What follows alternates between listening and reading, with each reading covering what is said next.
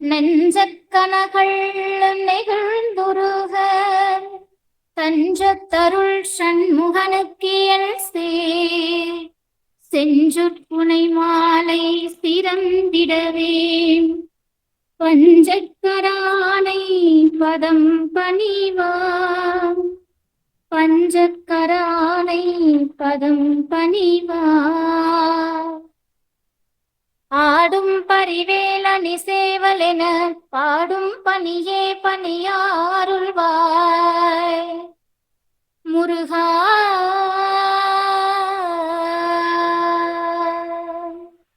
ஆடும் பரிவேலணி சேவலென பாடும் பணியே பணியாருள்வாய் தேடும் கயமாமுகனை செருவில் சாடும் தனி ஆணை சகோதரனே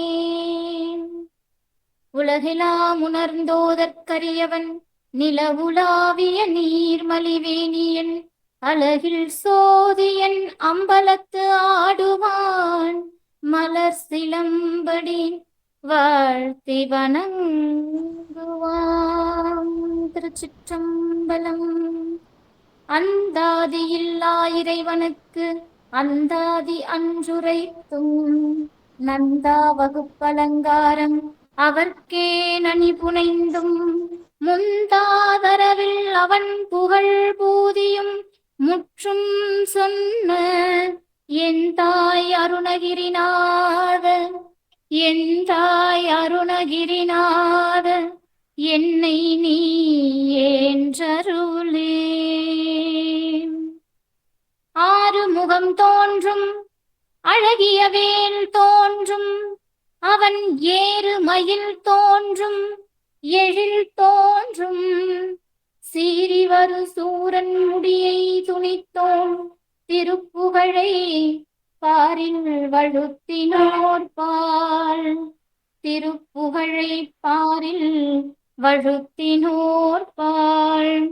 வெற்றிவேல் முருகனுக்கு அரகரோகரா வீரவேல் முருகனுக்கு அரகரோகரா ஞானவேல் முருகனுக்கு அரகரோகரா.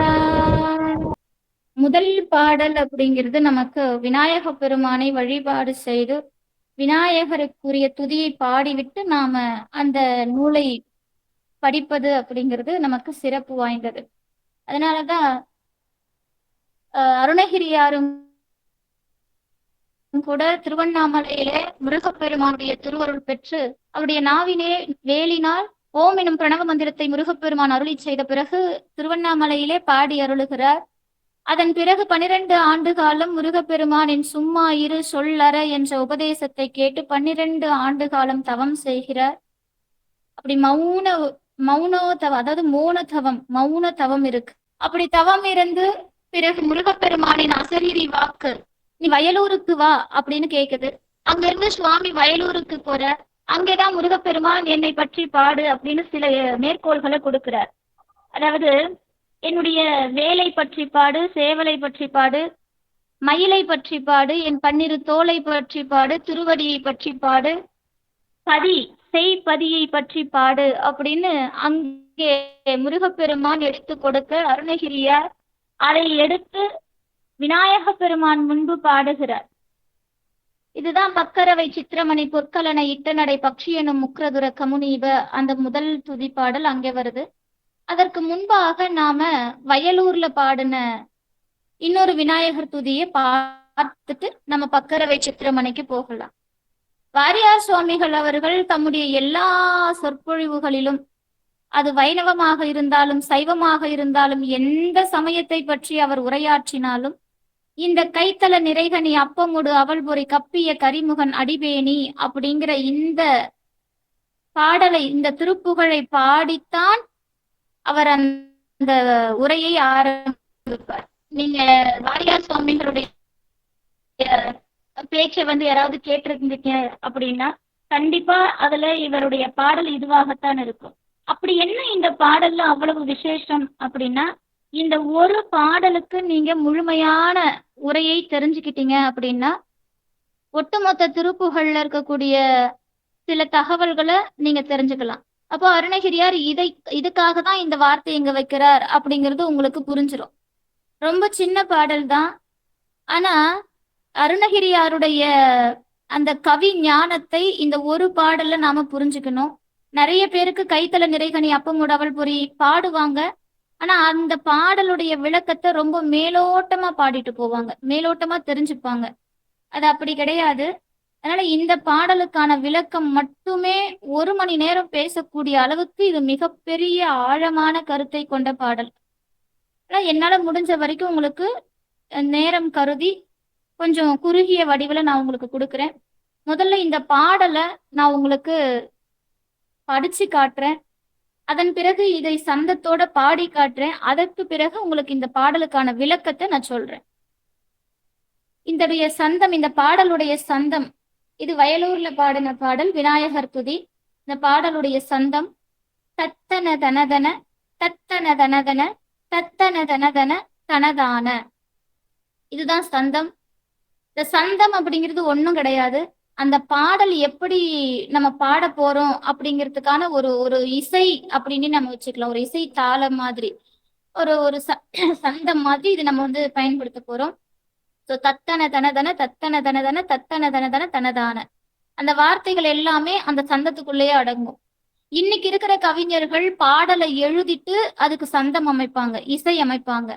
ஆனா அருணகிரியாருடைய ஸ்பெஷாலிட்டியே என்னன்னா, அவருடைய அத்துணை அந்த பாடல் வரிகளும் அவர் போட்ட சந்தத்துக்குள்ள உட்காரும். அந்த சந்தத்தை மீறி ஒரு எழுத்து கூட மிஸ் ஆகாது. அதுதான் அருணகிரியாருடைய ஒரு தனித்திறமை இந்த சந்த பாடல்கள்ல. அருணகிரியார் சந்த தமிழில் பாடியது போல் வேற யாரும் இந்த சந்த தமிழை இன்று வரை முழுமையாக பாடி முடிக்கல. ஏன்னா அருணகிரியாருக்கு கிடைத்தது முருகப்பெருமானின் நேரடி தரிசனம், அவனுடைய நேரடி கருணை. முருகப்பெருமானே குருவாக வந்தது அருணகிரியாருக்கு. அதனாலதான் அவரால் இதெல்லாம் செய்ய முடிஞ்சது. இப்போ முதல் பாடல் முதல்ல நான் படிச்சுடுறேன். கைத்தல நிறைகனி அப்பமுடு அவள்பொறி கப்பிய கரிமுகன் அடிபேணி கற்றிடும் அடியவர் புத்தியில் உரைபவர் கற்பகம் எனவினை கடிதேகும் மத்தமும் மதியமும் வைத்திடும் அரண்மகன் மற்பொருள் திரள் புய மதயானை மத்தள வயிரனை உத்தமி புதல்வனை மட்டவிழ் மலர்கொடு பணிவேனே முத்தமிழ் அடைவினை முற்படு கிரிதனில் முற்பட எழுதிய முதல்வோனே முப்புறம் எரி செய்த அச்சிவன் உரை ரதம் அச்சது பொடி செய்த அதிதீரா அத்துயர் அதுகொடு சுப்பிர மணிபடும் அப்புன மதனிடை இபமாகி அக்குற மகளுடன் அச்சிறு முருகனை அக்கன மனமருள் பெருமாளே. இதுதான் பாடல். இந்த பாடல் இந்த சந்தத்துக்குள்ளேயே நீங்க படிச்சாலும் சந்தத்தோட தான் இருக்கும், பாடுனாலும் சந்தத்தோட தான் இருக்கும். தத்தன தனதன கைத்தல நிறைகனி தத்தன தனதன அப்பமுட அவள் பொறி தத்தன தனதன கப்பிய கரிமுகன் தனதான அடிபேணி. இதுதான் சந்தம். அப்ப இந்த சந்தம் உங்களுக்கு முதல்ல கொடுத்த அதே மெட்டுல தான் இந்த திருப்புகழ் ஒட்டுமொத்த பாடல் வரும். நிறைய பேருக்கு ஒரு சந்தேகம் இருக்கலாம், எங்களால பாட முடியுமா, எங்களுக்கு ராகம் வராது அப்படின்னா. இந்த திருப்புகழை பாடுறதுக்கு நீங்க ராகம் கத்துக்கிட்டு வரணும் அப்படின்னா இங்க நிறைய பேரால திருப்புகழே பாட முடியாது. அதனால சந்தம் நமக்காகவே பொக்கிஷமா அருணகிரியார் கொடுத்துட்டு போனது. அதனால அந்த சந்தத்தை பயன்படுத்தி உங்களுக்கு எப்படி வருதோ அந்த மாதிரி பாடலாம். இப்ப இந்த பாடலுக்குள்ள போயிடலாம். கைத்தல நீரைகனி அப்பமுடவள் புரி கப்பிய கரிமுகன் அடிபேணி கற்றிடும் அடியவர் புத்தியில் உரைபவர் கற்பகம் எனவினை கடிதேகும் மத்தமும் மதியமும் வைத்திடும் அரண்மகன் மற்பொருள் தீரல் புய மதயானை மத்தள வயிரனை உத்தமி புதல்வனை மட்டவிழ் மலர்கோடு பணிவேனே முத்தமிழ் அடைவினை முற்படுகிரிதனில் முற்பட எழுதிய முதல்வோனே முப்புறம் எரி செய்த அச்சிவன் உரை ரதம் அச்சது பொடி செய்த அதிதீரா அத்துயர் அது கொடு சுப்பிர மணிபடும் அப்புன மதனிடை இபமாகி அக்குற மகளுடன் அச்சிறு முருகனை அக்கன மனமருள் பெருமாளே அத்துயரது கொடு சுப்பிரமணி படும் அப்புன மதனிடை விபமாகி அக்குற மகளுடன் அச்சிறு முருகனை அக்கன மனமருள் பெருமாளே அக்கன மனமருள் பெருமாளே. இதுதான் இந்த பாடலுடைய சந்த தாளம். இந்த பாடல் இப்படிதான் நீங்க பாடணும் அப்படிங்கிறதுல உங்களுடைய ராகத்துக்கு உங்களுக்கு எப்படி வருதோ அது போல இந்த சந்தத்தை அமைச்சு நீங்க பாடலாம். இந்த பாடலுக்கான விளக்கம் நிறைய பேருக்கு நான் முதல்ல சொன்னேன். கைத்தல நிறைகனி அப்பமுடு அவள்புரி கப்பிய கரிமுக நடிப்பேணி. இந்த பாடலை ரொம்ப எளிமையான விஷயம்தான் இதுக்குள்ள அருணகிரியார் அடக்கிட்டார் அப்படின்னு நம்ம நினைச்சுக்கிறோம். அது ரொம்ப ரொம்ப ரொம்ப தவறு. மிகப்பெரிய விஷயங்கள் எல்லாம் ரொம்ப அருமையா கொடுத்த பாடல் இந்த பாடல். எப்பவுமே நான் என்னுடைய மாணாக்கர்களுக்கு முதல் பாடல் நான் இந்த பாடல் தான் எடுப்பேன். அவங்களுக்கு இந்த ஒரு பாடலுக்கு மட்டுமே கிட்டத்தட்ட 20 நிமிஷம் நான் அவங்களுக்கு விளக்க உரையெல்லாம் சொல்லியிருக்கேன். ஏற்கனவே என்கிட்ட திருப்புகழ் படிச்சவங்களுக்கு தெரியும். அதனால இந்த பாடல் அவ்வளவு முக்கியம். நீங்க எப்ப திருப்புகழ் பாடினாலும் இந்த பாடலை நீங்க பாடி ஆரம்பிங்க. இந்த பாடலே எப்படி இருக்கும் அப்படின்னு பாத்தீங்கன்னா, இந்த பாடலை மொத்தமா எண்ணுனீங்க அப்படின்னா மெய்யெழுத்துக்களை எண்ணக்கூடாது. எப்பவுமே தமிழ்ல மெய்யெழுத்துக்களை எண்ண மாட்டாங்க. அப்படி மெய்யெழுத்துக்களை எண்ணாம உயிரெழுத்துக்களை மட்டும் எண்ணுனா 200 எழுத்துக்கள் வரும். நீங்க இந்த வகுப்பு முடிஞ்சதுக்கு அப்புறம் இந்த பாடலை எண்ணி பாருங்க. மெய் எழுத்துக்களை விட்டுட்டு உயிர் எழுத்துக்களை மட்டும் எண்ணணும். அப்படி உயிர் எழுத்துக்களை மட்டும் எண்ணும் போது 200 எழுத்துக்கள் இந்த பாடல்ல இருக்கும். இது எதை குறிக்குது அப்படின்னா, பொதுவாக விநாயக பெருமான் அதாவது பிள்ளையார் அப்படிங்கிற சொல்லுக்கு 100 அப்படின்னு சில ஊர்கள்ல சொல்றது மரபு. சில ஊர்கள்ல அந்த வழக்கம் இருக்கு. 100ன்னு சொல்லுவாங்க பிள்ளையார் அப்படிங்கிறத. அப்போ இதுல 200 எழுத்துக்கள் இருக்கிறதால இந்த பாடலே பாத்தீங்கன்னா இரட்டை பிள்ளையார்னு சொல்லுவாங்க. அருணகிரியாருடைய சூட்சும வார்த்தைகள் நமக்கு அவ்வளவு எளிதாக புரியறது இல்லை. இந்த பாடலே பாத்தீங்கன்னா இரட்டை பிள்ளையார் அப்படிங்கிற இதுலதான் வருமே. ஏன்னா 200 உயிரெழுத்துக்கள் இந்த பாடல்ல இருக்கும். இப்போ இந்த பாடல்ல முதல்ல ஆரம்பிக்கும் போதே அவர் என்ன பண்றாரு, விநாயக பெருமான கைத்தல நிறைகனி அப்பமூடு அவள் பொறி கப்பிய கரிமுகன் அடிபேணி அப்படிங்கிறார். கைத்தல நிறைகனி அவர் என்ன பண்ணுவாராமா, கை நிறைய கனி அதாவது கனி வகைகள் பழம் வகைகளை வச்சுட்டு இருக்கிறாரு. அப்பம் அவள் பொறி இதெல்லாம் வச்சுக்கிட்டு இருக்கிறாரு. அப்ப இதெல்லாம் என்ன குறிக்குது அப்படின்னா, இதுக்கு எல்லாத்துக்குமே ஒரு சில தந்திர சொற்கள் அருணகிரியார் மறைச்சு சொல்லியிருக்கிறார். அவர் ஏன் கையில நிறைய கனிகளை வச்சுக்கிட்டு இருக்கிறாருன்னா சதா சாப்பிட்டுட்டே இருக்கிறாரா அப்படிலாம் கிடையவே கிடையாது. விநாயக பெருமானுக்கு பசி எடுத்துக்கிட்டே இருக்குமா, ஏன்னா வயிறு பெருசு இல்லையா, அதனால பசி எடுத்துக்கிட்டே இருக்கும், அதனால சாப்பிட்டுட்டே இருப்பாருன்னு சொல்லக்கூடாது. அப்படியெல்லாம் கிடையாது. ஏன்னா அவரு ஞானக்காரர் அப்படின்னு அழைக்கப்படக்கூடியவர், ஞான கொழுந்துன்னு அழைக்கப்படக்கூடியவர். இந்த பிரபஞ்சத்துல வல்லமை விநாயகர் அவரு. எல்லா விஷயங்களுக்கும் வல்லமை உண்டு அவருக்கு. அதனால அவர் கையில இருக்கக்கூடிய இந்த தின்பண்டங்களுக்கு என்ன அர்த்தம், கனிகளை வச்சுக்கிட்டு இருக்கிறார், நிறை கனி அப்படிங்கிறார். அப்ப என்ன அர்த்தம்னா, எப்பவுமே பழம் அப்படிங்கிறது எதை குறிக்கக்கூடியதுன்னு நிறைவானதை குறிக்கக்கூடியது. இப்போ காய் அப்படின்னா இன்னும் அது பழுத்த பழமாக மாறுறதுக்கு காலம் இருக்கு. இப்போ பூ ஒரு மரத்துல ஒரு அரும்பு விட்டு மலராக மாறி அந்த மலர் காயாக மாறி காய் கனியாக மாறுவதற்கு சில காலம் எடுக்கக்கூடும். அதுபோல நம்முடைய ஞானம், நமக்கான ஞானமானது நம்மளிருந்து வெளிப்பட்டு அது பழுத்த பழமாக மாறுவதற்கு, அந்த ஞானம் முதிர்ச்சி அடைவதற்கு சில காலம் ஆகும்.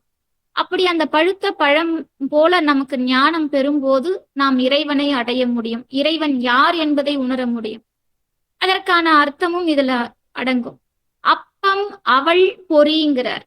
இந்த அப்பம் பாத்தீங்கன்னா பொதுவாக அந்த அதாவது வாரியார் சுவாமிகள் இதில் ரொம்ப அழகா விளையாட்டா சொல்றது உண்டு. இந்த அப்பம் சுடும்போது பாத்தீங்கன்னா தண்ணி அதாவது தெப்பமா ஊத்த மாட்டாங்க, ஏதோ ஒரு லேசான இதுவாதான் வரும். ஆனா அது வேகும் போது பாத்தீங்கன்னா நல்ல ஒரு தெப்பமா பெருசா வரும். அப்ப என்னன்னா நம்முடைய ஞானம் நம்முடைய இறைவனடியில் சேர்ந்து நாம் பெறுகின்ற ஞானமானது நமக்கு நமக்குள்ளே இருக்கக்கூடிய ஞானத்தை வெளிக்கொண்டு நம்மை மேலோங்கி வளரச் செய்யும். அதுதான் இந்த அவல் பொறி இதெல்லாம் பாத்தீங்கன்னா இத வந்து சமைக்க தேவையில்லை. இந்த அவல் பொரியெல்லாம் நீங்க எங்க போனாலும் எடுத்துட்டு போகலாம். இந்த அவல் எல்லாம் பாத்தீங்கன்னா அப்படியே சாப்பிடலாம். அவல் பொரியெல்லாம் வந்து சமைக்கணும் அப்படிங்கிற அவசியமே இல்லை. சமைத்தல் அப்படிங்கிறதுக்கு இன்னொரு பொருளும் உண்டு. என்ன அப்படின்னா பதப்படுத்துதல், அதாவது பக்குவப்படுத்துதல். நான் போன வகுப்புல பெரிய புராணத்துல சொல்லியிருப்பேன்னு நினைக்கிறேன். சமைத்தல் அப்படின்னா பக்குவப்படுத்துதல் அப்படின்னு இன்னொரு பொருளும் உண்டு. அது போல இந்த விநாயக பெருமானை நாம் சரணடைந்தால் நம்மளை பக்குவப்படுத்துற வேலையை அவரே பார்த்துப்பார். நாம சமைக்க தேவையில்லை, நாம பக்குவப்படுத்த தேவையில்லை. அவரே நம்மை சமைப்பார், அதாவது பக்குவப்படுத்தி நம்மள ஒரு ஒரு ஒரு சிறந்த இடத்துக்கு கொண்டு போவார். அது மட்டும் இல்லை, இந்த அவள் வந்து கெட்டு போகாது. நீங்க எத்தனை காலம் வச்சிருந்தீங்கன்னாலும் இந்த அவள் வந்து கெட்டு போகாது. அது போல நாம் இறைவன் திருவடியை அடைந்து விட்டால் நம்முடைய வாழ்வும் கெடாது. அவன் எப்போதும் நமக்கு துணையாக இருந்து அருள்பாலிக்கக்கூடியவன். ஆனா இந்த வரியை நாம எப்பவுமே கைத்தல நிறைகனி அப்பமுடு அவள் பொறி அப்படிங்கிற வார்த்தைக்குள்ள நாம வச்சிருக்கணும். கப்பிய கரிமுகன் அடிபேணி அப்படின்னா, கப்பிய கரிமுகன்னா விநாயக பெருமான் கருப்பா இருக்கிறாருன்னா நினைச்சுக்க கூடாது. விநாயக பெருமான் எப்படி இருக்கிறாராமா, கரிமுகன் அப்படின்னா யானை. கரின்னா யானைன்னு ஒரு பொருள் உண்டு. யானைக்கு கரி அப்படின்னு ஒரு பெயர். கப்பிய கரிமுகன் அடிபேணி, அந்த யானை முகத்தை உடைய விநாயக பெருமானின் திருவடியை வணங்கி அப்படிங்கிற. கற்றிடும் அடியவர் புத்தியில் உரைபவர் கற்பகம் எனவினை கடிதேகும் அப்படிங்கிற. இந்த கற்றிடும் அடியவர், இதுக்கு முன்னாடி நாம ஒரு விஷயத்த பார்க்கணும். இந்த வரிக்கு வர்றதுக்கு முன்னாடி நான் சில விஷயங்களை உங்களுக்கு நான் தெளிவுபடுத்திடுறேன்.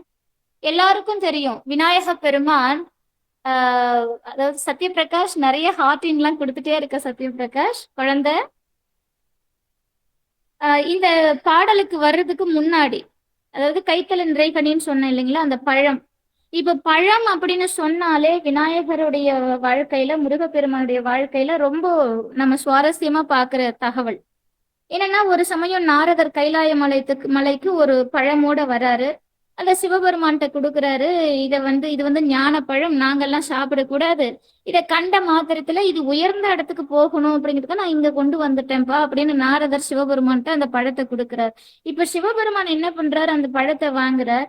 அவர் என்ன பண்றாரு, உமையம்மையோடு சேர்ந்து இந்த பழத்தை கொடுக்கறதுக்கு ஒரு தகுதியானவரை தேர்ந்தெடுக்கணும்னு நினைக்கிறார். இப்ப ரெண்டு பேருக்கும் போட்டி. இப்ப விநாயக பெருமானும் இது எனக்கு வேணுங்கிறாரு, முருக பெருமானும் இது எனக்கு வேணுங்கிறாரு. இப்ப ரெண்டு பேருக்கும் சிவபெருமான் அதை உடைச்சி கொடுத்துருக்கலாம். இப்ப ரெண்டா வெட்டி அந்த ரெண்டு பழத்தை ஆளுக்கு ஒரு பீஸா கொடுத்துட்டு இருக்கலாம். நாமளா இருந்தா அப்படிதான் செய்வோம். ஆனா சிவபெருமான் அதை செய்யல. சரி, இதை என்ன பண்றாரு, உடனே கேக்குறாரு. ஒரு கனியை ரெண்டு பேரும் விரும்புறது பெரிய விஷயம் இல்ல, எல்லாருக்கும் ஒரு ஆசை தானே. இப்போ பகிர்ந்தும் சிவபெருமான் கொடுக்கல. அந்த பழத்தை சிவபெருமான் பகிர்ந்தும் கொடுக்கல. சிவபெருமானால அதே போல இன்னொரு பழத்தை வர வைக்க முடியாதா? அதுக்கு சாத்தியம் இல்லையா? அகில உலகங்களையும் ஒரு கணத்தில் ஆக்கியும் அழித்தும் நீக்கியும் ஆடல் புரிகின்ற எல்லாம் வல்ல இறைவன் இன்னொரு கனியை உண்டாக்கி தர இயலாதா என்ன? கண்டிப்பா முடிஞ்சிருக்கும். அன்னைக்கு காரைக்கால் அம்மையாருக்கு ஒரு கனிக்கு பதிலா ரெண்டு கனியை வழங்கிய வள்ளல் இல்லையா சிவபெருமான்? அப்படிப்பட்டவரு இல்ல, இது ஒரே ஒரு பழந்தாம்பா இருக்கு, உங்கள யாரு இதுக்கு தகுதியானவங்களோ அவங்களுக்கு தான் நான் தருவேங்கிறார். சரி, இப்ப இவருதான் அப்படி இருக்கிறாருன்னா இங்க பாருங்க, அதாவது கணபதி விநாயக பெருமான் ஞான கொழுந்துன்னு நான் சொன்னேன், ஃபர்ஸ்டே சொன்னேன், ஞான கொழுந்துன்னு சொன்னேன். இந்த உலகங்கள் அனைத்தையும் தன் வயிற்றில் அந்த மத்தள வயிறில் அடக்கி வைத்தவர் அப்படிங்கிற ஒரு சில கருத்துகளும் உண்டு. அப்படிப்பட்ட ஞான கொழுந்தாகிய விநாயக பெருமான், சரி என் தம்பி கேட்கிறானே அவன் வச்சிருக்கட்டும் அப்படின்னு சொல்லி விட்டு கொடுத்துருக்கலாம் இல்ல. ஆனா அவரும் அதை செய்யல. இப்ப சரி, அவர்தான் அதை செய்யல. இந்த ஆறுமுகனாகிய நம் கடவுள், சொந்த கடவுள், கந்த கடவுள், இந்த முருகப்பெருமான் ஞான பண்டிதன் இல்லையா? அவருக்கு சில விஷயங்களை சொல்லி கொடுக்கணுமா என்ன? அவர் அந்த பழத்துக்கு ஆசைப்படுற ஆளா என்ன? அப்போ அந்த ஞான பண்டிதனாக இருக்கக்கூடிய முருகப்பெருமான் சரி அண்ணன் ஆசைப்படுறான் எடுத்துக்கிட்டோன்னு ஏன் விட்டு கொடுக்கல? அப்ப இந்த கேள்வி எல்லாம் நமக்கு வரணும். நாம ஏதோ ஒரு சினிமாவை பார்த்துட்டு இதுதான் கருத்துன்னு நாம நினைச்சிடக்கூடாது எப்பவுமே. அப்ப இந்த கருத்துகள் எல்லாம் நாம முன்வைக்கிறோம். இன்னொரு விஷயம், இவங்க ரெண்டு பேரும் ஒற்றுமையா இருந்திருக்கலாம்.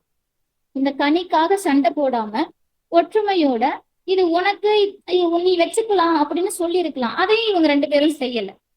இப்போ ஒரு கனி காரணமாக அகில உலகங்களையும் ஒரு நொடியில வலம் வர்றது.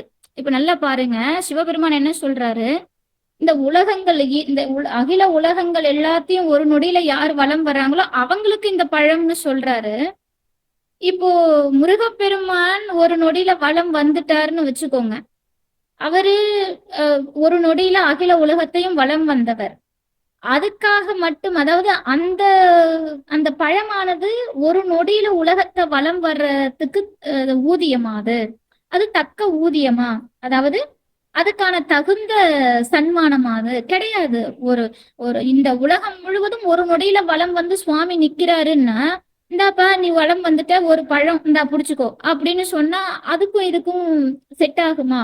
இப்ப நம்ம ஒரு மணி நேரம் ஒரு வேலை செய்யறோம்னா நமக்கு தக்க சன்மானம் கிடைச்சாதான் அந்த வேலையை செய்வோம். நம்ம ஒரு மணி நேரம் வேலைக்கு நமக்கு ஒரு குறைந்த அளவிலான சன்மானம் கிடைக்குது அப்படின்னா அதை நம்ம ஏத்துக்குவோமா? ஏத்துக்கிற பக்குவம் நமக்கு இல்லை. சரி, இதுவும் கிடையாது. இதுல சகல வல்லபம் உடைய வல்லபை கணபதி ஆகிய இந்த விநாயக பெருமான் உலகத்தை வலம் வர முடியாதவரா? இந்த உலகத்தை அவரால் வலம் வந்து அந்த பழத்தை வாங்கிக்க முடியாதா என்ன? நாம எல்லாம் என்ன சொல்லிக்கிறோம்? நாமெல்லாம் வந்து நம்முடைய வழக்கப்படி என்ன பண்றோம், விநாயக பெருமான் ரொம்ப குண்டா இருப்பாரு, அவர் எங்க இருந்து உலகத்தை வலம் வர்றது? அதுவும் இல்லாம அவருடைய வாகனம் பாத்தீங்கன்னா மூஞ்சூறு, அதாவது குட்டியூண்டு ஒரு எலி இருக்கும். ஏன்னா குழந்தைங்க இருக்காங்கிறதால நான் கொஞ்சம் விரிவா சொல்றேன். குட்டி குழந்தைங்களுக்கு அப்படி சொன்னாதானே புரியும். அதாவது அந்த மூஷிகம் வந்து சின்ன வாகனம், இது மேல ஏறி விநாயகர் வந்து வலம் வந்து வர முடியாது அப்படின்னு ஒரு கட்டுக்கதையை வந்து நம்ம பெரியவர்கள் வந்து கொஞ்சம் சிரிப்பா சொல்லி கொடுப்பாங்க. ஆனா அதெல்லாம் உண்மை கிடையாது. அப்படியெல்லாம் கணபதியால இந்த உலகத்தை வலம் வராம எல்லாம் போக முடியாது. அவர் சர்வ வல்லமை படைத்தவர், சகல வல்லபமுடைய வல்லபை கணபதினு சுவாமிக்கு பேரு. அப்படிப்பட்டவர் உலகத்தை வலம் வரல. அப்போ இந்த விஷயம் பாருங்க, சிவத்தை வலம் வருவதே உலகை வலம் வருவதாகும் அப்படிங்கிற அறிவு ஆறுமுகனுக்கு கிடையாதா? முருகப்பெருமானுக்கு சிவபெருமான வலம் வந்தாலே இந்த உலகத்தை வலம் வந்துடலாம் அப்படிங்கிற ஒரு ஞானம் முருகப்பெருமானுக்கு இல்லையா என்ன? தந்தைக்கே உபதேசம் செய்த தகப்பன் சுவாமி அவர். அப்படிப்பட்டவனுக்கு இந்த அறிவு இருந்திருக்காதா? அப்ப இது எல்லாம் இந்த விஷயத்துல நடக்குது. இதுக்கு என்னதான் அர்த்தம் அப்படின்னா, இந்த பழம் அப்படிங்கிறது வெறும் பழத்தை குறிக்கக்கூடியது இல்லை. இதுல ஒரு பெரிய தாத்பரியம் அடங்கி இருக்குங்க. இந்த பழத்தை கொண்டுதான் நமக்கு இறைவன் சில விஷயங்களை நமக்கு சொல்றார், தத்துவங்களை உரைக்கிறார். இந்த சிவம் அப்படிங்கிற ஒன்று எல்லாவற்றையும் காணும் தன்மை ஒன்று. சிவத்தை, சிவம் என்ற ஒன்றினுள், சிவத்திற்குள் அகில உலகத்தையும் காண்பது அப்படிங்கிறது ஒரு தன்மை. இந்த அகில உலகத்தில் இருக்கக்கூடிய எல்லாவற்றிலும் சிவத்தை காண்பது என்பது இன்னொரு தன்மை. அப்ப இந்த தத்துவம் இதில் அடங்கும். விநாயக பெருமான் சிவத்திற்குள்ளே அகில உலகத்தையும் கண்டார். முருகப்பெருமான் அகில உலகத்தில் இருக்கக்கூடிய எல்லாவற்றிலும் சிவத்தை கண்டார். இதனைத்தான் ஆனைமுகனும் ஆறுமுகனும் இரு வடிவங்களாக நின்று பரம்பொருளை நமக்கு உணர்த்திய இடம் இதுதான். அப்போ இது பாருங்க, இதுக்கு என்ன அர்த்தம்னா, முன்னமே சொல்லியிருக்கேன், ஒரு கனி ஆகணும் அப்படின்னா அது முதல்ல அரும்பு, அதன் பிறகு மலர், அதன் பிறகு காய், அதன் பிறகுதான் கனி. இப்ப இதுல அரும்பு அப்படிங்கிறது சரியை, மலர் அப்படிங்கிறது கிரியை, காய் அப்படிங்கிறது யோகம், கனி அப்படிங்கிறது தான் ஞானம். அப்ப நாம ஞானத்தை அடைய வேண்டும் அப்படின்னா என்ன பண்ணணும் அப்படின்னா, முதல்ல சரியை அப்படிங்கிறது நம்ம எல்லாரும் செய்யற ஒரு சாதாரண வழிபாடு. அன்றாடம் இறைவனை வழிபாடு செய்யறது, அவரை நினைக்கிறது, பூஜையில கலந்துக்கிறது, ஒரு தலத்திற்கு போகிறது, கோயில்களுக்கு போறது, இதுதான் சரியை. இத பண்ணிட்டா இறைவனை அடைய முடியுமாங்க அப்படின்னா கட்டாயமா முடியாது. இதுதான் ஆரம்பம். எப்படி ஒரு ஒரு ஒரு மிக உயர்ந்த இடத்திற்கு போகிறதுக்கான ஆரம்பம். இப்ப நான் டாக்டர் ஆகணும்னா எடுத்த எடுப்புலயே நான் 5 வயசுல போய் டாக்டருக்கே படிச்சிட முடியாது. நான் என்ன பண்ணணும், ஃபர்ஸ்ட் எல்கேஜி, இப்போ வந்து ப்ரீகேஜி எல்லாம் ஸ்டார்ட் ஆயிடுச்சு. அதனால அந்த அடிப்படையில இருந்து வரணும். நான் எல்கேஜி போகணும், யூகேஜி போகணும், ஃபர்ஸ்ட் ஸ்டாண்டர்ட் போகணும், செகண்ட் ஸ்டாண்டர்ட் போகணும், இப்படி நான் வரணும். அதனால இந்த சரியை அப்படிங்கிறது நம்முடைய வழிபாடு, எல்லாரும் பொதுவாக செய்யக்கூடிய வழிபாடு செய்யறோம் இல்லையா இல்லத்துல, அதுதான். கிரியை அப்படிங்கிறது என்ன அப்படின்னா, இந்த வேத முறைப்படி அன்றாடம் நித்தமும் இறைவனை அந்த அந்த யாகம் செய்து வளர்ப்பு, அதாவது யாக குண்டம் எல்லாம் சொல்லுவோம் இல்லையா, இந்த நெருப்பு தீ வளர்த்து முத்தி வளர்த்து வழிபாடு செய்யறது கிரியை. அடுத்து யோகம். யோகம் பண்ணி இறைவனை அடையிறது, யோகத்தினால் இறைவனை காண்பது. இந்த யோகம் அப்படிங்கிற நிலை வராத வரைக்கும் நம்மால இறைவன் அப்படிங்கிற பெரிய ஜோதியை பார்க்க முடியாது. நாம வந்து சொல்லிக்கலாம், இறைவன் எனக்கு இப்படி காட்சி கொடுத்தாரு, அப்படி காட்சி கொடுத்தாரு, இங்க வந்தார், அங்க வந்தார். இதெல்லாம் வந்து நம்முடைய கற்பனைகளை தவிர உண்மையான இறைவன் ஸ்வரூபத்தை கண்டுவிட்டால் நமக்கு பேச்சே வராது. நாம அதுக்கப்புறம் பேசவே மாட்டோம். அதுதான் உண்மை. இறைவனை எப்போது நாம் உள்ளன்போடு கண்டு கொள்கிறோமோ அதன் பிறகு இந்த உலக மாயை அப்படிங்கிறது நம்ம கிட்ட நெருங்காது. ஏன்னா அவனுடைய காட்சியே நம்முடைய மாயை அறுக்க வல்லது. அப்படிப்பட்ட இறைவனை கண்ட பிறகு நம்மால் மீண்டும் இந்த உலக மாயையில் சிக்கி தவிக்க முடியுமா? இந்த சம்சார வாழ்க்கையில நிறைய பேர் தவறா புரிஞ்சுக்கிறோம், இது திருமண வாழ்க்கையை பத்தி சொல்றாங்கன்னு. இந்த சம்சார பந்தம் அப்படிங்கிறது என்ன அப்படின்னா, என்னுடையது, எனக்கானது, என் பிள்ளைக்கு இப்ப இவனுக்கு அடுத்து இன்னும் 4 தலைமுறைக்கு சொத்து சேர்த்து வைப்பான். ஏன்னா என் பிள்ளைக்கு பிள்ளை யாருமே கஷ்டப்படக்கூடாது. ஆனா இவன் நினைக்காத கஷ்டம்லாம் அந்த பிள்ளைக்கு வந்து சேரும். அதனால இந்த இந்த பந்தங்களிலிருந்து விடுபட்டு இறைவன் திருவடியை அடையிறது, இதுதான் யோகம். அந்த யோக நிலை எப்போது வருகிறதோ அப்போது நாம் கனியாக மாறுவோம். கனி அதாவது ஞானம் பெறுவோம். இதுதான் அடிப்படை. அப்போ இந்த கனி அப்படிங்கிறது ஞானம்னு சொன்னேன். இந்த ஞானத்தை அடைய வேண்டும் அப்படிங்கிற விருப்பம் நமக்கு இருக்கணுமா இல்லையா? விருப்பம் இல்லாம நாம போய் சும்மா சொல்லிட முடியாது. இப்ப நான் ஒருத்தரை கூப்பிட்டு, ஏங்க நீங்க வந்து ஞான நிலையை அடைங்க, அதுக்காக நீங்க என்ன பண்ணுங்க, சரியை கிரியை யோக நிலையை நீங்க வந்து இருந்து இறைவன் திருவடி அடையறதுக்காக நீங்க காத்துக்கிட்டு இருங்க அப்படின்னா அவங்க வந்து எல்லாரும் ஏத்துக்க மாட்டாங்க. அந்த ஞானத்தை யார் அடைய வேண்டும் என்பது அவர்களுக்கு இறைவன் உணர்த்துவார். ஒரு ஜென்மத்துல கொடுத்துட மாட்டார். இன்னைக்கு நீங்க இத்தனை பேர் திருப்புகழ் படிக்க இணைஞ்சிருக்கீங்க அப்படின்னா இது இந்த ஜென்மத்துல உங்களுக்கு கிடைச்ச பாக்கியம் கிடையாது. நான் அடிச்சு சொல்லுவேன், எத்தனையோ ஜென்மங்களுக்கு நீங்கள் செய்த புண்ணிய பலன்கள். ஒருவேளை நீங்க போன ஜென்மத்துல இந்த திருப்புகழ் மீது ஆர்வம் இருந்திருக்கலாம், இந்த திருப்புகழை நீங்க படிச்சிருக்கலாம், இந்த திருப்புகழை படிக்க படிக்க உங்களுக்கு அது கிடைக்காம போயிருக்கலாம். அந்த ஆர்வம் குறைஞ்சு அந்த திருப்புகளுடைய ஆழம் தெரியாம போயிருக்கலாம். அதனால இந்த பிறப்புல உங்களுக்கு இந்த திருப்புகள் வந்து சேருது. இது முருகப்பெருமானின் திருவருள்.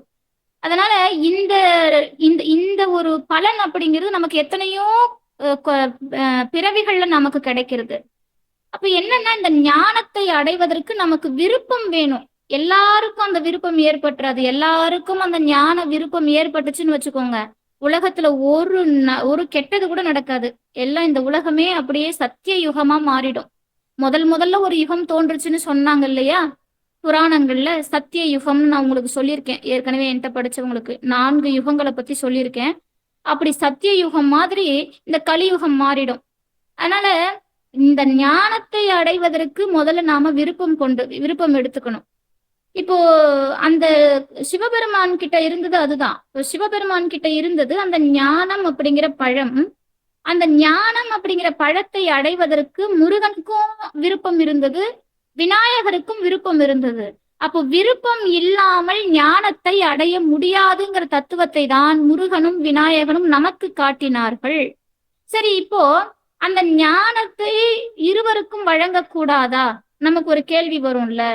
இப்போ முழுமையான ஞானம் இருக்கு, இந்த முழுமையான ஞானத்தை பாதியா உடைச்சு ஒரு பாதி ஞானம் இவருக்கும் ஒரு பாதி ஞானம் அவருக்கும் கொடுத்துருக்க கூடாதா அப்படின்னா கண்டிப்பா முடியாது. முழுமையான ஞானத்தினால்தான் இறைவனை காண முடியுமே தவிர அரைகுறை ஞானத்தை வைத்துக்கொண்டு இறைவனை அடைய முடியாது. இன்னைக்கு நிறைய பேர் நாம அரைகுறை ஞானத்தோட தான், அதாவது 4 எழுத்து நமக்கு தெரிஞ்சிருச்சு அப்படின்னா நாமே ராஜா, நாமே மந்திரி, நாமே எல்லாம் அப்படிங்கிற ஒரு எண்ணத்துக்குள்ள நாம கட்டுப்பட்டுடுறோம். ஒருத்தர் புகழ்ந்து பேசிடுறாங்க அப்படின்னா அந்த புகழ்ச்சியே அவனுடைய ஆணவத்திற்கு வழிவகுக்கிறது. அதனால எந்த இடத்துல ஞானம் முழுமை அடையும் அப்படின்னா அவனுள் இருக்கக்கூடிய மும்மலங்கள் அகன்று 6 குணங்கள் அகன்று இருக்கும் போதுதான் அவனுடைய ஞானம் முழுமையாகும். அதனால சிவபெருமான் அந்த ஞானத்தை சிதைக்க முற்படல, அந்த பழத்தை உடைக்க முற்படல, முழுமையாக ஒருத்தருக்கு கிடைக்கணும்னு. இப்ப ஞானத்தை சிதைக்க முடியல, சிதைக்கல சிவபெருமான், அந்த கனியை உடைச்சு தரல. சரி, இப்போ விநாயக பெருமானுக்கு பழத்தை கொடுத்துட்டாரு, இத்தனை கேள்வி நமக்கு பிறக்கணும். விநாயக பெருமான் பழம் வாங்கிட்டாருங்கிற கதையோட நிறுத்திடக்கூடாது. விநாயக பெருமான் பழம் வாங்கியதற்கும் முருகப்பெருமான் பழமாகவே நின்றதற்கும் என்ன அர்த்தம் அப்படிங்கிறதுக்காக தான் நான் இத்தனை விஷயம் சொல்லிக்கிட்டு இருக்கிறேன். அதனால நாம இதோட நிக்க கூடாது. எந்த ஒரு விஷயத்த நீங்க தெரிஞ்சுக்கிட்டாலும் இதை ஏன் நம்முடைய அருளாளர்கள் இப்படி பாடி வச்சாங்க? அருணகிரியாருக்கு வேலை இல்லாமையா இத பாடிட்டு போனாரு? அவரு ஏதோ ஒரு அர்த்தத்தோட தானே இந்த வரியை வச்சாரு அருணகிரி. அருணகிரியாருடைய வார்த்தைகள் எல்லா வார்த்தைகளுமே தேவையற்ற வார்த்தைகளாக இருக்கவே இருக்காது. நீங்க பாத்தீங்கன்னா அவருடைய ஒவ்வொரு எழுத்துமே, அருணகிரியார் கொடுத்த ஒவ்வொரு எழுத்தும் பொக்கிஷம். ஏன்னா அது மொத்தமே முருகப்பெருமான் கொடுத்தது. முருகப்பெருமான் எதை கொடுத்தாரோ அதைத்தான் அருணகிரி பாடினார். முருகப்பெருமான் தராததை அருணகிரியால் பாட முடியாது. அதனால இப்போ இந்த ஞானத்தை அடைவதற்கு முருகப்பெருமானுக்கும் ஆசை, விநாயகருக்கும் ஆசை. ஆனா இந்த கனி, இந்த ஞானம் அப்படிங்கிற பழமானது ஒருத்தருக்கு தான் கொடுக்கணும். இப்போ என்ன பண்ணாரு விநாயக பெருமான்? அப்பா அம்மாவை, அதாவது அம்மையையும் சிவபெருமானை அப்பனையும் சுத்தி அந்த பழத்தை வாங்கிக்கிட்டார். இவர் என்ன பண்றாரு? முருகப்பெருமான் விநாயக பெருமான் சிவபெருமானையும் பார்வதியும் சுத்தி வர அந்த நேரத்திலேயே இவர் உலகத்தையே சுத்தி வர்றாரு. நல்லா தெரிஞ்சுக்கோங்க, விநாயக பெருமான் அம்மையப்பரை சுத்தி வருவதற்கான நேரம் எவ்வளவோ அதே நேரத்துல இந்த ஆறுமுகன் நம்முடைய கந்த கடவுள் முருகப்பெருமான் தம்முடைய மயில் வாகனத்துல இந்த உலகத்தையே சுத்தி வந்திருக்கிறார். அதனாலதான் அருணகிரி எப்பவுமே முருகப்பெருமான மயில் வீரா, மயில் வீரா, மயில் வீரான்னுவார். அவருடைய வேகம் அப்பேற்பட்டது. அதுக்கே அவர் ஒரு பழத்துக்கே அவர் அவ்வளவு வேகமா போயிருக்காரு. அடியார்களுக்கு அவர் எவ்வளவு வேகமா வருவாருன்னு யோசிச்சு பாருங்க. முருகா என ஓர் தரமோது அடியார் இருதாள் தலைமேல் அருள்வோனேன்னு அருணகிரி தான் பாடுறார். முருகான்னு ஒரு முறை சொல்லு, ஒரே ஒரு முறை சொல்லு, அவனுடைய 2 திருவடியும் உன் தலைமேல் அமருங்கிறார். இது சத்தியம், இன்னைக்கும் சத்தியம். இதை யாரும் இல்லைன்னு சொல்ல முடியாது.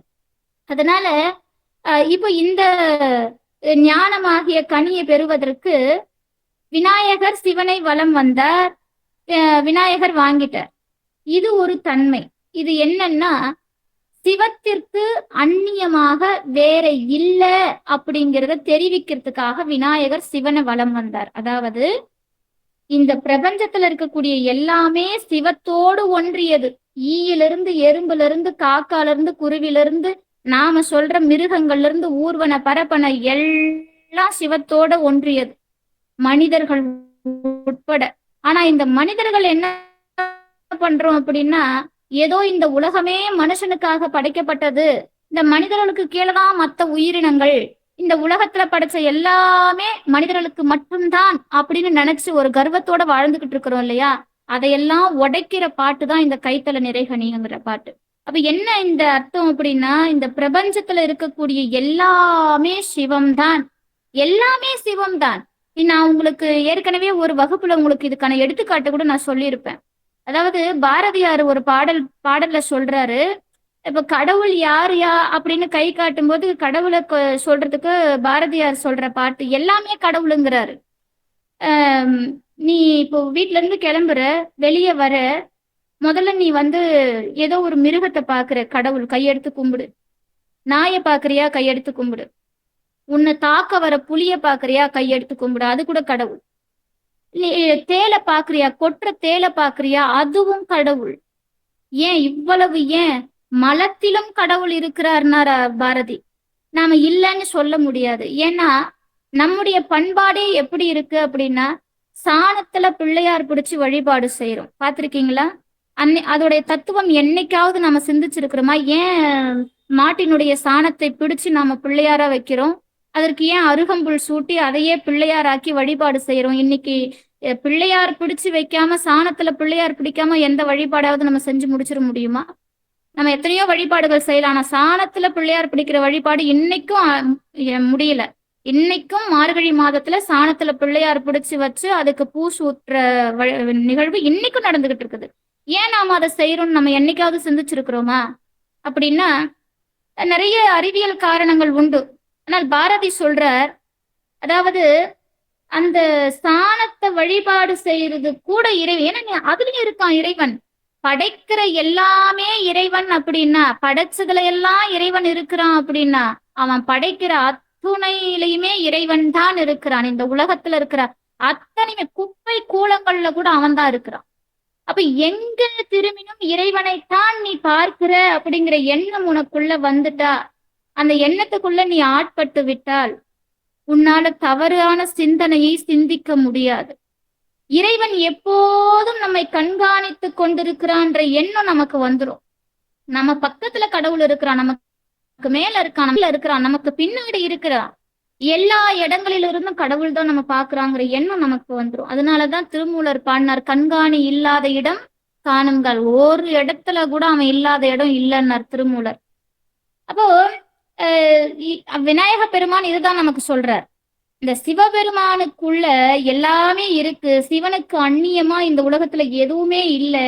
அதனால இவர் என்ன பண்றாரு, சிவத்தை சுத்தி வந்து கனியை வாங்கிக்கிட்டார், பழத்தை வாங்கிக்கிட்டார். இப்ப முருகப்பெருமான் என்ன, முருகப்பெருமானுக்கு எதுவும் தெரியாதா? முருகப்பெருமான் அந்த பழத்திற்கு அம்மட்டும் இப்பழம் எனக்கு கிடைக்கலையா, அம்மட்டும் அந்த பழத்திற்கு நான் தகுதி இல்லாதவனா?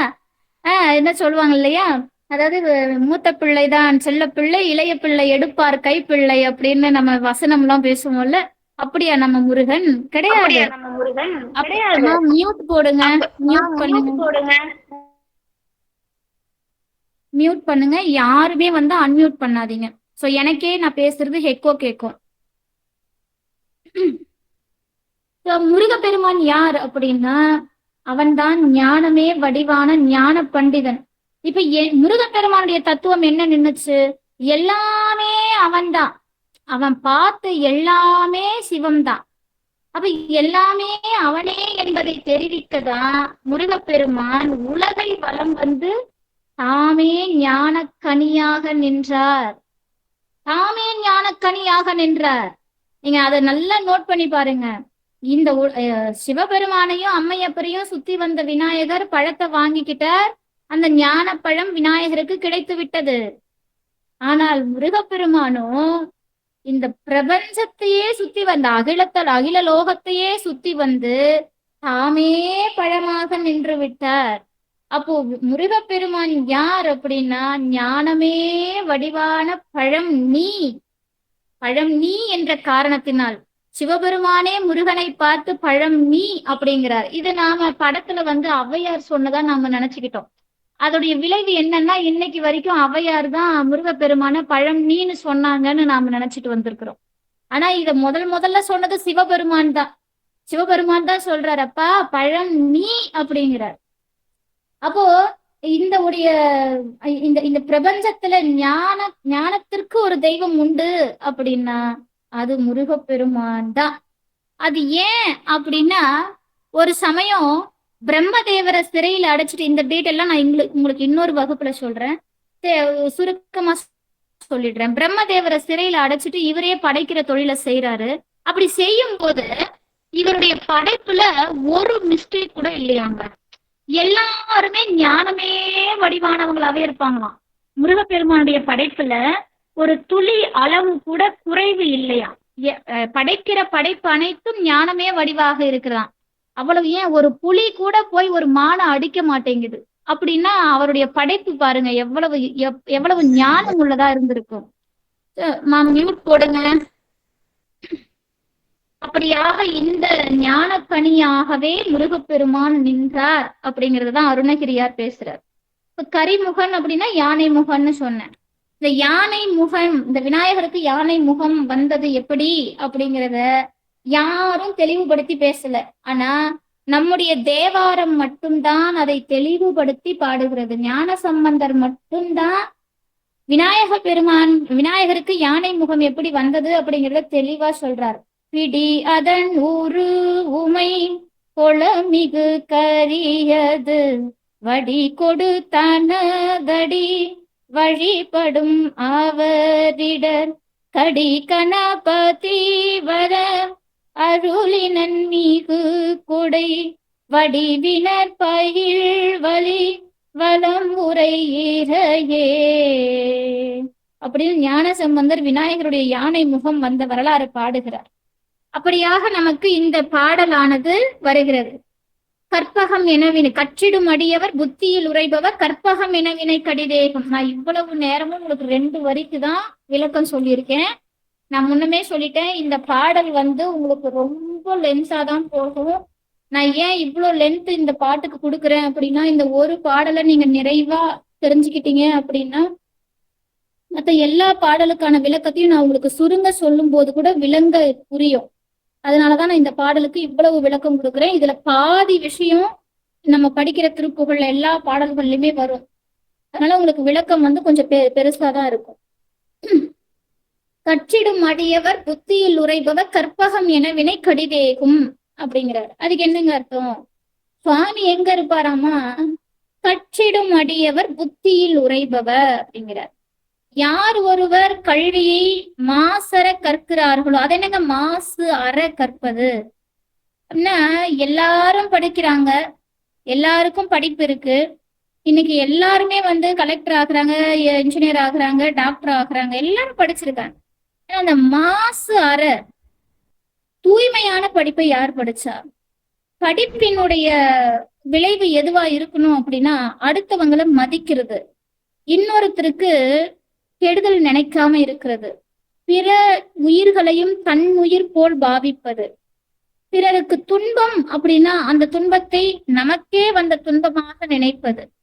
அப்போ ஒரு கருணை, ஒரு அன்பு, ஒரு தர்ம நெறி இதெல்லாம் இருந்தாதான் படிச்சவன் அர்த்தம். ஆனா இன்னைக்கு காலகட்டம் எப்படி ஆயிடுச்சுன்னா, படிச்சுட்டாலே கருணை, அன்பு, தர்மம், கடவுள் பக்தி இதெல்லாம் போயிடுது. இதெல்லாம் போனவங்கதான் படிச்சவன்னு ஒரு ஒரு இது ஸ்கிரீன் ஒட்டுறாங்க. அப்போ படிச்சவன் கோயிலுக்கு போனா இன்னைக்கு என்ன நிலைமைன்னா, நீ என்னடா படிச்சிருக்கிற கோயிலுக்கெல்லாம் வர, நீ என்னடா படிச்சிருக்கிற பட்டயம் கொட்டையமா சுத்திக்கிட்டு இருக்கிற, நீ என்னடா படிச்சிருக்கிற நீ பஜனை பாடிக்கிட்டு இருக்கிற, இப்படிங்கிற ஒரு நிலைமை இன்னைக்கு தமிழகத்துல இருக்குன்னா நாம எந்த அளவுக்கு முட்டாளா இருக்கிறோம்னு பாரு. அப்போ முன்னோர்கள் என்ன முட்டாள்களா? நமக்கு சொல்லி வைத்த முன்னோர்கள் திருவள்ளுவர்ல இருந்து எல்லாரும் சொல்லியிருக்காங்களே, அப்ப அவங்க எல்லாம் என்ன முட்டாளா? இப்ப நம்முடைய நோக்கம் தர்மமாயின், நம்முடைய நோக்கம் அன்பாயின், நம்முடைய நோக்கம் கருணையாயின் நாம் கற்ற கல்வி உண்மையான கல்வி. அருணகிரியார் சொல்றார், யாமோதிய கல்வியும் எம்மறிவும் தாமே பெற வேலவர் தந்ததனால். நான் படிச்ச கல்வி, என்னுடைய அறிவு இதெல்லாம் யார் கொடுத்ததுன்னு நினைக்கிற? என்னுடைய வேலவன் கொடுத்தது, கடவுள் கொடுத்தது, முருகப்பெருமான் கொடுத்தது. அப்ப இந்த அறிவெல்லாம் எனக்குள்ள இருந்தது கிடையாது. நான் இதெல்லாம் கொண்டு வந்துடல. இதெல்லாம் எனக்கு யாரு கொடுத்தா? முருகப்பெருமான் கொடுத்தார். அவன் கொடுத்ததுதான். அவன் கொடுத்த அறிவை வச்சுக்கிட்டே, கடவுள் கொடுத்த அறிவை வச்சுக்கிட்டு கடவுளே இல்லைன்றோமே நாம. அப்போ யார் உண்மையான கல்வியை கற்கிறார்கள் அப்படின்னா, கற்றதனால் ஆய பயனென் கொள் வாளறிவன் நற்றால் தொழார் எனின் அப்படின்னு வள்ளுவர் சொல்றார். கற்றதனால் ஆய பயனென் கொள், அதாவது இறைவன் திருவடியை தொழுவது, நல்தால் தொழார் எனின், இதை வள்ளுவர் சொல்றார். கள்ளார் மனத்துடன் நில்லா மனத்தவ கண்ணாடியில் தடம் கண்டவேலா, இது திருப்புகழ். கள்ளார் மனத்துடன் நில்லா மனத்தவ கண்ணாடியில் தடம் கண்டவேலா. கல்லாதவர்கள் அப்படின்னா படிப்பறிவு இல்லாதவங்கன்னு அர்த்தம் கிடையாது. ஞானம் இல்லாதவங்க, இறைவனை பற்றிய புரிதல் இல்லாதவங்க, தர்ம சிந்தனை இல்லாதவங்க, அன்பு இல்லாதவங்க, கருணை இல்லாதவங்களதான் கள்ளார்னு சொல்லுவாங்க. இவங்களுடைய மனசுல கடவுள் இருக்க மாட்டானோ, அதை திருப்புகழும் சொல்லுது. அப்பர் சுவாமிகள் சொல்றார், கல்லாதார் காட்சிக்கு அரியாய் போற்றி, கற்றார் இடும்பை களைவாய் போற்றி, கற்றவர்கள் உண்ணும் கனியே போற்றிங்கிறார். கல்லாதார் காட்சிக்கு அரியாய் போற்றி. நான் இப்ப சொன்ன அத்தனை தகுதியும் ஒரு படிச்சவனுக்கு இருக்கணும். அப்படி இல்லைன்னா அவனுடைய காட்சிக்கு தெரிய மாட்டாராம் கடவுள். ஒருவேளை அதெல்லாம் இருந்துச்சு அப்படின்னா அந்த கற்றவர்களுடைய இடும்பைனா துன்பம், துன்பத்தை எல்லாம் போக்கக்கூடியவனாம் கடவுள். கற்றவர்கள் உண்ணும் கனியே போற்றிங்கிறார். ஆக நமக்கு இறைவன் எப்படி அனுக்கிரகம் செய்யறான் அப்படிங்கிறத சொல்றார். இதை சம்பந்தரும் ஆமோதிக்கிறார். கல்லா நெஞ்சின் நில்லா ஈசன் சொல்லாதவரோட அல்லோம் நாமேங்கிறார் சம்பந்தர். ஆக கற்பதன் பலன் என்னன்னா கருணை, அன்பு, கடவுள், இறை நம்பிக்கை, இறை பக்தி, தர்ம நெறியில் நிற்பது, தர்ம காரியங்கள் செய்வது, பிற உயிர்களை தம் உயிர் போல் பாவிப்பதுதான் கற்பதின் விளைவு. இதைத்தான் அருணகிரியார் சொல்றார். விநாயகனை வழிபட்டால் கற்பகம் எனவினை கடிது ஏகும் அப்படிங்கிறார். கற்பகம்னா விநாயக பெருமான். இந்த விநாயக பெருமான வழிபாடு செஞ்சா என்ன நடக்கும் அப்படின்னா தீவினைகள் எல்லாம் விரைவில் நீங்குமா. எப்பேற்பட்ட தீவினையாக இருந்தாலும் விரைவில் நீங்குவான். அதனாலதான் 11ஆம் திருமுறை நமக்கு பாடல் இருக்கிறது. விநாயகனே வெவ்வினையை வேறறுக்க வல்லான், விநாயகனே வேட்கை தணிவிப்பான், விநாயகனே விண்ணுக்கும் மண்ணுக்கும் நாதனுமான், தன்மையினால் தண்ணீர் பணிமில் கனிந்து. இந்த பாடல் 11ஆம் திருமுறை. நிறைய பேர் இதை ஏதோ சினிமா பாட்டுன்னு நினைச்சுக்காதீங்க. இது 11ஆம் திருமுறையில பாடப்பட்ட அற்புதமான விநாயகர் துதி. இந்த பாடல் என்ன சொல்லுதுன்னா விநாயகனே வெவ்வினையை, எல்லா வினைகளையும் வேறறுக்கக்கூடியவன், விநாயகரே துன்பத்தை தணிக்கக்கூடியவன், விநாயகனே விண்ணுக்கும் மண்ணுக்கும் நாதனாய் நிற்கக்கூடியவன், விநாயகனே தன்மையினால் நமக்கு கருணையை பொழியக்கூடியவன். அப்படிப்பட்ட பாடல் இந்த பாடல். இதைத்தான் அருணகிரியார் சொல்றார், கற்பகம் எனவினை கடிதேக்கும். அப்படிப்பட்ட விநாயகரை வணங்கி என்னுடைய வினைகளை அகற்றுமாறு கேட்கிறார்.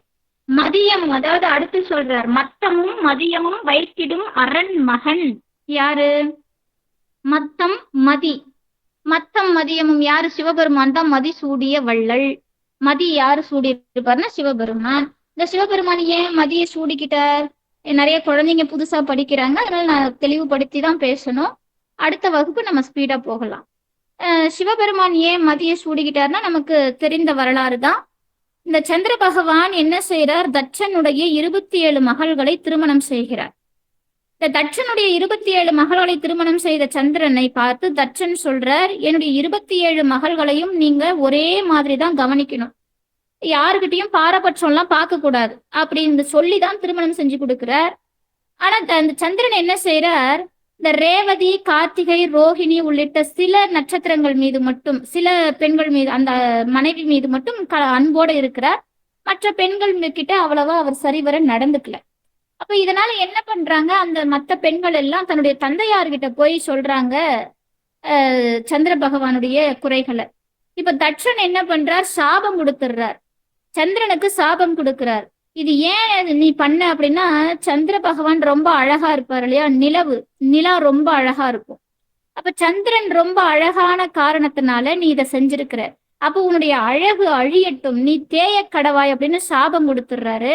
இந்த சாபத்தினால சந்திரனுடைய கலைகள் எல்லாம் தேஞ்சுக்கிட்டே வருது, நாளுக்கு நாள் தேஞ்சுக்கிட்டே வருது. இப்ப சந்திர பகவான் இந்திரனை கேட்கிறாரு, பிரம்மனை கேட்கிறாரு, நாராயணரை கேட்கிறாரு, யாராலையும் சந்திரனுக்கு உதவ முடியல. இப்ப எல்லாரும் சிவபெருமான கை காட்டுறாங்க, நீங்க போய் சிவபெருமான கேளுங்க, அவர் உங்களுக்கு அருள் செய்வார் அப்படின்னு. சிவபெருமான என்ன பண்ற? அந்த சந்திர பகவானை தன்னுடைய தலையில் சூடிக்கொள்கிறார், அந்த பிறை நிலவை தலையில சூடிக்கிறார். அப்பத்துல இருந்து சிவபெருமானுடைய கருணை, அதாவது அவர் தலையில் சூடிய பிறகு இவர் என்ன ஆனார் அப்படின்னா 15 நாட்கள் தேய்ந்து 15 நாட்கள் வளர்ந்து வருவதாக ஒரு வரலாறு நமக்கு உண்டு. இப்போ இந்த சந்திரனை சிவபெருமான் தலையில் சூடிக்கொண்ட காரணத்தினாலேயே சந்திரனுக்கு சிறப்பு அதிகம். நம்ம இன்னைக்கும் சிவபெருமான மதிசூடிய வள்ளல்னு அந்த மதி அழகு, சிவபெருமானுக்கு மதி அழகன்னு பேரு. அப்போ அந்த நிலவை தலையில் சூடிக்கொண்டு இருக்கக்கூடியவன் இறைவனின் கருணை அப்பேற்பட்டது. எப்பேற்பட்ட சாபத்தையும் தீர்த்து வைக்கக்கூடியவன் இறைவன். இதைதான் இங்க நாம பார்க்கணும். மற்பொருள் திரள் புய மத யானை அப்படிங்கிறார். மற்பொருள் திரள் புய மத யானை. இந்த மத யானை அப்படிங்கிறது யானையை குறிக்கக்கூடியது. யானைக்கு 3 மதங்கள் உண்டு. இது இது நமக்கும் 3 மதங்கள் உண்டு. மும்மலம் அப்படிங்கிற மதம் உண்டு. ஆணவம், கண்மம், மாயை அப்படிங்கிற மலங்களை வேறறுக்க வல்லவன் விநாயக பெருமான்கிறார். அடுத்த சொல்ற மத்தள வயிறனை உத்தமி புதல்வனை மட்டவிழ் மலர் கொடு பணிவேனேங்கிறார். மத்தள வயிறுனா விநாயகருக்கு ரொம்ப பெரிய வயிறு, பெரிய மத்தளம் போல இருக்கும் வயிறு. ஏன்னா இந்த உலகம் அண்டம் முழுக்க அவனுக்கு அவன் வயிற்றுக்குள்ள அடக்கம்னு சொல்லுவாங்க சிலர்லாம். அப்படிப்பட்ட விநாயக பெருமான் உத்தமி புதல்வன். உத்தமி அப்படிங்கிறது இங்க எதை குறிக்கக்கூடியதுன்னா, நமக்கு அம்பாளை அறம் வளர்த்த நாயகியாக பார்க்கிறோம். காஞ்சி மாநகரிலே அவள் 32 அறங்களை வளர்த்து காத்து கொண்டிருக்கிறாள் நம்ம எல்லாம். அப்ப அறம் வளர்த்த நாயகி அவள். அப்பேற்பட்ட உத்தமிக்கு புதல்வனாகிய விநாயக பெருமான் இந்த பிரபஞ்சத்திற்காக, இந்த பிரபஞ்சம் நல்வழிப்படணும், இந்த பிரபஞ்சத்திற்கு நல்லது மட்டுமே நடக்கணும் அப்படின்னு கருணையே வடிவாக நிற்கக்கூடியவள் அன்னை பார்வதி. அவளுடைய கருணைக்கு ஈடு இணையே கிடையாது. அதனால அவளை பத்தி பாடும்போது உத்தமி அப்படின்னு பாடுறார் அருணகிரி. உத்தமி புதல்வனை மட்டவிழ் மலர் கொடு பணிவேனே. அப்படிப்பட்ட விநாயக பெருமான் பாதங்களுக்கு மலர் கொண்டு அர்ச்சித்து பணிகிறேன் அப்படின்னு பாடுறார். இப்ப அடுத்து பாருங்க, முத்தமிழ் அடைவினை முற்படு கிரிதனில் முற்பட எழுதிய முதல்வோனேங்கிறார்.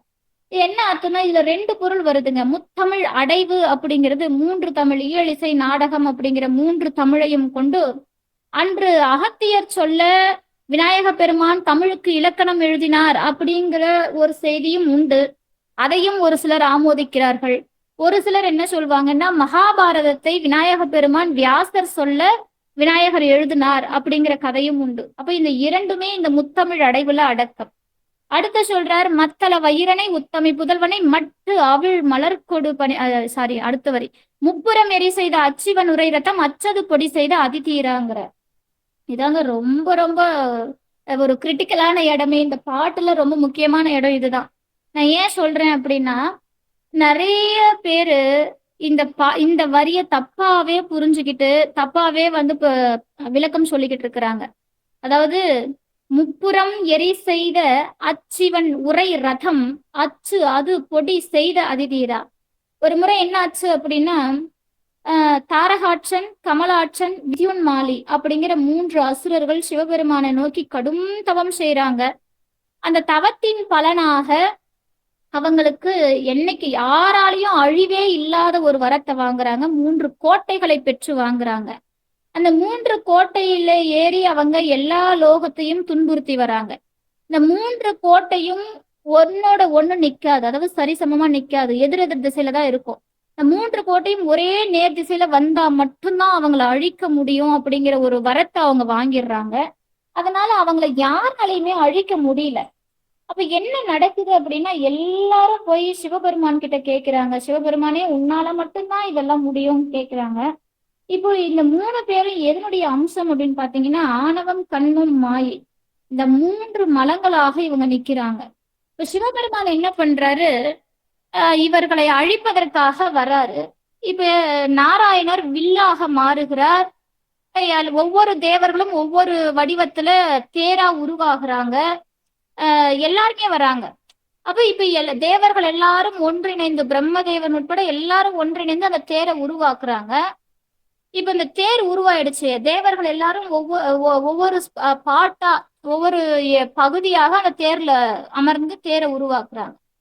இப்ப உருவான உடனே சிவபெருமான் அந்த தேருக்கு வரார். அப்ப ஒவ்வொரு தேவருக்கும் ஒரு நிமிஷம், ஒவ்வொரு தேவருக்குமே ஒரு ஆணவம் வந்துட்டது. என்னன்னா, என்னாலதான் சிவபெருமான் இந்த அசுரனை அழிக்க போறாரு, என்னாலதான் அழிக்க போறாரு, அப்ப நான் தான் பெரிய ஆளு அப்படிங்கிற ஆணவம் வந்துருச்சு. இப்ப வந்துருச்சு பாருங்க. சிவபெருமான் பாக்குறாரு, லைட்டா ஒரு சிரிப்பு தான் சிரிக்கிறார், சின்னதா ஒரு சிரிப்பு, மொத்தம் முடிஞ்சு போச்சு. அப்ப இந்த இடத்த அருணகிரியார் சுட்டி காட்டி, அச்சிவன் உரை ரதம் அச்சது பொடி செய்த முப்புறம் எரி செய்த அச்சிவன் உரை ரதம் அச்சது பொடி செய்த அதிதீரான்னு சொல்ல காரணம் என்னன்னா, நிறைய பேர் விநாயக பெருமான வழிபாடு செய்யாததாலதான் அந்த அச்சு முறிஞ்சு போச்சு அப்படின்னு நிறைய பேர் சொல்றது உண்டு. அது ஒரு வகையில நம்ம எடுத்துக்கலாம், வேற என்ன பண்றது. ஆனா உண்மையான அர்த்தம் அதுவாங்க. உண்மையிலே விநாயக பெருமான வழிபாடு செய்யலங்கிறதால அவர் செஞ்சிருவாரா என்ன? தன்னை ஒருவன் வணங்கவில்லை என்ற காரணத்தினால் மட்டும் ஒருவருக்கு அழிவை கொடுக்கக்கூடியவரா கடவுள்? அப்படி செய்தால் அவர் கடவுளா? அப்படி செய்தால் அவர் ஞான கொழுந்தா? கிடையவே கிடையாது. அப்ப ஏன் அந்த அச்சை அவர் முறித்தார் அப்படின்னா, இந்த சிவபெருமான் யார் அப்படிங்கறது தெரிஞ்சு இருந்தோம். அங்க நிக்கிறது சிவபெருமான். அவர் யாருன்னு அங்க இருக்கிற எல்லா தேவர்களுக்குமே தெரியும். அப்படி தெரிஞ்சு இருந்தும் கூட அந்த தேவர்களுக்கு ஒரு ஆணவம் வந்துச்சு பாருங்க. என்னாலதான் அது சிவபெருமானே அசுரனை அழிக்க போறாரு. அப்ப என்னை துணையாக கொண்டுதான் சிவபெருமானே அசுரனை அழிக்க போறாருங்கிற ஒரு ஆணவம் வந்துச்சு பாருங்க. அந்த ஆணவத்தை அழிப்பதற்காகவே விநாயக பெருமான் அச்சை முறித்தார். அந்த தேரினுடைய அச்சை முறித்தார். இன்னைக்கும் அந்த ஊருக்கு பேரு அச்சிறுபாக்கம்னு ஊரு. அந்த ஊர் பேரு இன்னைக்கும் அப்படிதான் இருக்கு, அச்சிறுபாக்கம்னு. இதுதான் உண்மையான பொருளுங்க. வேற யார் என்ன சொன்னாலும் ஏத்துக்க முடியாது. அப்படியெல்லாம் அருணகிரி சத்தியமா பாட மாட்டார். அருணகிரியோட வார்த்தையில கண்டிப்பாக பிழை இருக்கவே இருக்காது. அது முருகப்பெருமான் கொடுத்த வார்த்தை. அதனால விநாயக பெருமான் தன்னை வணங்கவில்லை என்ற காரணத்திற்காகவெல்லாம் அச்சம் முறிக்கல. அங்கே நின்று கொண்டிருப்பது பரம்பொருள் என்று அறிந்தும் அந்த தேவர்களுக்கு ஏற்பட்ட ஆணவத்தை அழிக்கவே அவர் அவ்வாறு செய்தார். சிவபெருமான் ஒரே ஒரு புன்னகைதான் புரிஞ்சார். அந்த புன்னகையிலே 3 புறம் எரிந்தது, 3 புறங்கள் எரிந்தது. அதுதான் அருணகிரி இங்க சொல்ற. அடுத்து நம்ம ஆளுக்கு பொண்ணு பார்த்து வைக்கிறதே நம்ம ஆளுதான். யாரு? தம்பிக்கு பொண்ணை பார்த்து கல்யாணம் பண்ணி வைக்கிறதே நம்ம விநாயக பெருமான் தான். அது வள்ளிமலையில நடந்த நிகழ்வு. அததான் இங்க பாடுறார். அத்துயர் அது கொடு சுப்பிர மணிபொடும் அப்புன மதனிடை இபமாகி அக்குற மகளுடன் அச்சிறு முருகனை அக்கண மனமருள் பெருமாளே அப்படிங்கிறார். அத்துயர் அது கொடு அப்படின்னு, அதாவது சுப்பிரமணியன் முருகப்பெருமானுக்கு வள்ளியை திருமணம் செய்ய அத்துயர் அது கொடு அப்படின்னா நம்ம திருமால் வர்றாரு இங்க. திருமாலுக்கும் மகாலட்சுமியுடைய புதல்வியாகத்தான் வள்ளியை நம்ம பாக்குறோம். அந்த அந்த வரலாறுலாம் நான் உங்களுக்கு அடுத்த திருப்புகள்ல நான் சொல்றேன். இப்ப அப்படிப்பட்ட வள்ளி தேவியை முருகப்பெருமானுக்கு திருமணம் செய்விக்க யானை ரூபத்துல போய் துரத்துகிறார் வள்ளிய. ஏன்னா முருகப்பெருமான் பல ரூபம் எடுக்கிறார். இதெல்லாம் உங்களுக்கு டீட்டெயில் நான் அடுத்தடுத்த கிளாஸ்ல சொல்றேன். விநாயக பெருமான் துரத்துறார். பயந்து ஓடிய வள்ளி முருகப்பெருமானை போய் அணைகிறாள். முருகப்பெருமான் தன் ஸ்வரூபத்தை காட்டி வந்திருப்பது நான் தான் அப்படிங்கிறத காட்டி அருள்கிறார். வள்ளியை அதுக்கப்புறம் கந்தர்வ திருமணம் செய்கிறார். இதைத்தான் அருணகிரி இங்க சொல்லி முடிக்கிறார். அக்குற மகளுடன் அச்சிறு முருகனை அக்கண மனமருள் பெருமாளே. அக்கணம் ஒரு நிமிஷம் கூட தாமதிக்கல. முருகப்பெருமான் கூப்பிடுறாரு, அண்ணான்னு கூப்பிடுறாரு. யாரு? விநாயக பெருமானை பார்த்து கூப்பிடுறாரு, எனக்கு உதவி செய்ய வான்னு கூப்பிடுறாரு. ஒரே நிமிஷத்துல விநாயகர் யானை ரூபத்துல வந்து வள்ளிய முருகப்பெருமானோட சேர்த்து வச்சுட்டாராமா. அப்ப இது மூலமா என்ன சொல்ல வராரு அப்படின்னா, விநாயக நாம எடுக்கிற எல்லா காரியங்களும், எந்த விஷயமா இருந்தாலும் சரி, எத்துணை காரியங்களாக இருந்தாலும் முதல்ல விநாயக பெருமானை கூப்பிடணுமா. விநாயக பெருமானை அழைத்து விட்டால் அந்த காரியம் தங்கு தடையின்றி நடைபெறுமா. எந்த கிரக தோஷமும் எந்த ஒரு விஷயமும் நம்ம அதை தடுத்து நிறுத்தாது. இப்ப நிறைய பேருக்கு ஒரு சந்தேகம் உண்டு, நாம செய்யற காரியம் ஏன் தடைப்பட்டு நிக்குது அப்படின்னு. ஏன்னா கிரகங்கள் எல்லா நேரமும் ஒரே மாதிரியான நிலையை நமக்கு தருவது கிடையாது. அப்படி இருக்கும்போது அதையெல்லாம் மாற்றி அமைக்கக்கூடிய வல்லமை உடைய கணபதிய நாம எந்த விஷயம் செஞ்சாலும் முதல்ல அவரை வழிபாடு செய்யணும்.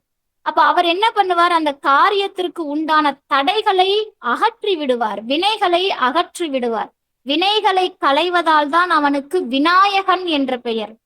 அதனால தடைகளை அகற்றி நமக்கு நல்லதொரு பிரகாசமான வாழ்க்கை தரக்கூடியவர்.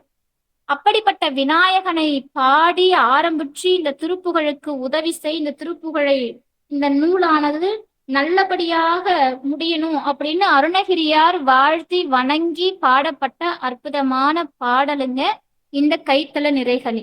உங்களுக்கு நான் சரியா 7 மணிக்கு 7:04 இந்த பாடல் நான் ஆரம்பிச்சேன். 8:04 ஆகுது. இன்னும் இருக்கு விஷயம், நான் குறைச்சிருக்கேன். இன்னும் விஷயம் இருக்கு.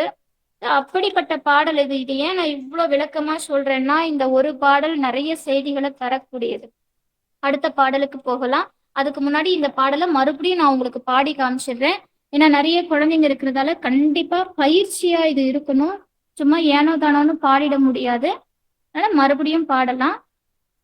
தத்தன தன தன தத்தன தன தன தத்தன தன தன தனதான கைத்தல நீரை கண்ணி அப்பமுடவள் புரி தப்பிய கரிமுகன் நடிபேணி கற்றிடும் அடியவர் புத்தியில் உரைபவர் கற்பகம் இனவினை கடிதேகும் மத்தமும் மதியமும் வைத்திடும் ஆரன் மகன் மற்பொருள் தீரல் புய மதையானை மத்தள வைரனை உத்தமி புதல்வனை மட்டவிழ் மலர்கொடு பணிவேனே முத்தமிழ் அடைவினை முற்படு கிரிதனின் முற்பட எழுதிய முதல்வோனே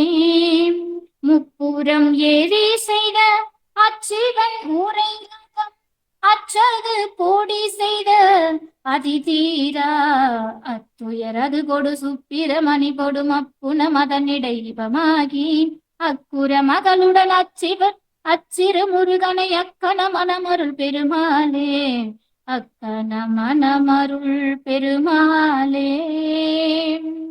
வெற்றிவேல் முருகனுக்கு அரகரோகராம். அரகரோகரா. நன்றி நன்றி. அடுத்த பாடலுக்கு போகலாம்.